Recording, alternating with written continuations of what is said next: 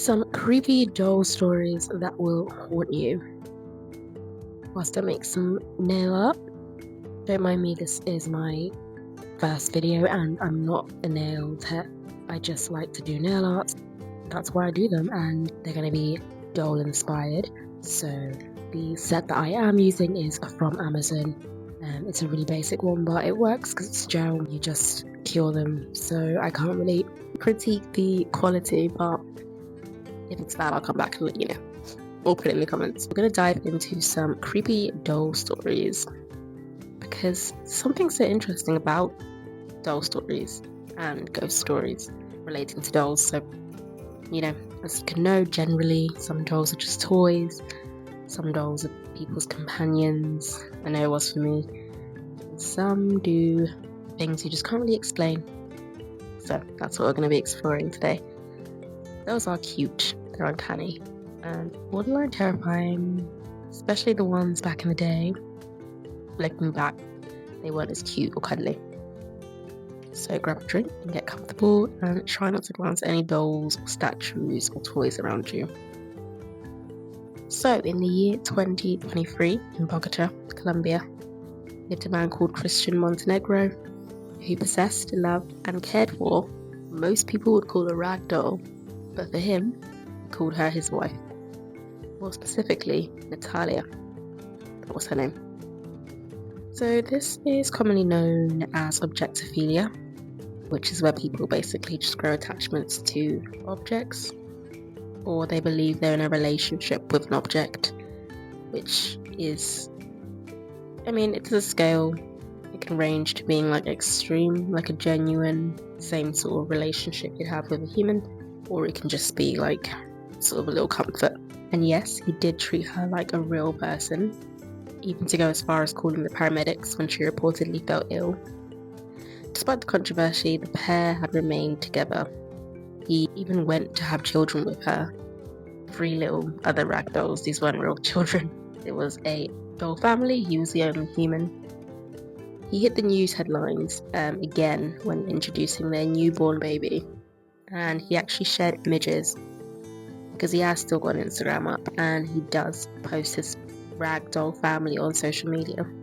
But he shared images of Natalia, his wife, in a hospital giving birth, which again sparked more controversy amongst sort of just viewers, because they were wondering, he's using real resources, is this not wasting the time of someone else who might need it?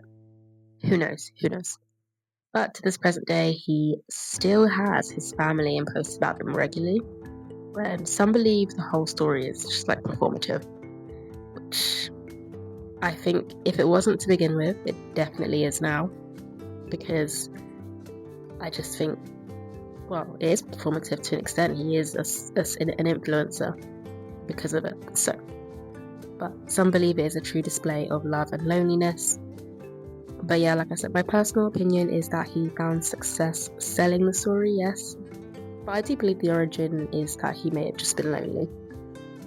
To this day, Cristian maintains his dolls mean the world to him, and if it weren't for them, he'd be more alone than anyone. So, strange, absolutely, creepy, a little. But if you think that that's weird, some dolls go a step further. One day in Singapore, someone had found a doll that was just left abandoned under a tree. Its eyes were like covered with a tiny little cloth, and there was sort of Arabic text stitched onto it, and it said Bismillah, meaning the name of Allah or God. It's most commonly associated with Islam, used to sort of seek blessings from God essentially before performing an act. Don't quote me on that, but I think that's what it means roughly. But anyways, these people brought this doll home thinking it was just some sort of, quirky find. I know some people bring home random things on a night out and stuff like that, and they just cherish it, or they bring it home and then the next morning they're like, why did I bring it home? But they brought it home. Then randomly it started moving, not slowly falling over or like sliding down a shelf because of how it was placed, like literally moving on its own. Every time they tried to leave it somewhere, it literally came back like it had a mind of its own. And just like that, what started as a simple doll in the yard became something actively present in their house. And I'm saying this all casually, but it was this whole story, and they were extremely freaked out. But anyways, that's just a little one I thought was interesting, because I personally do not like bringing things from outside. I'm not super superstitious, but after that story, I definitely am not doing that. It wasn't just like a regular doll, it was like a weird one. Like, I couldn't imagine a kid just leaving that sort of doll behind. I feel like it was like a different kind of doll. Do you know what I mean? With the cloth and stuff.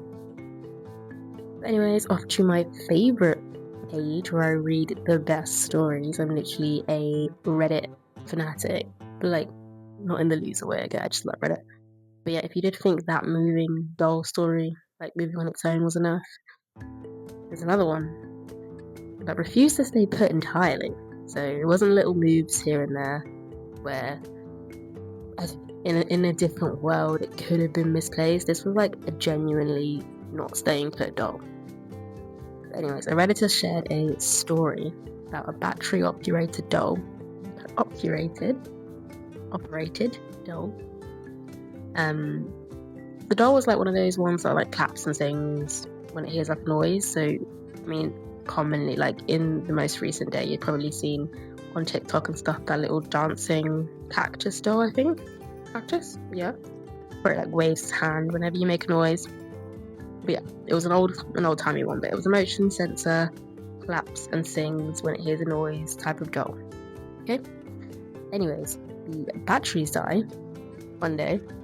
So the mum, she just puts it on a high shelf, safe away from the little kids, the little hands, so no one else can reach it but her. And she is a single mum, by the way, so she does live with just herself and her children.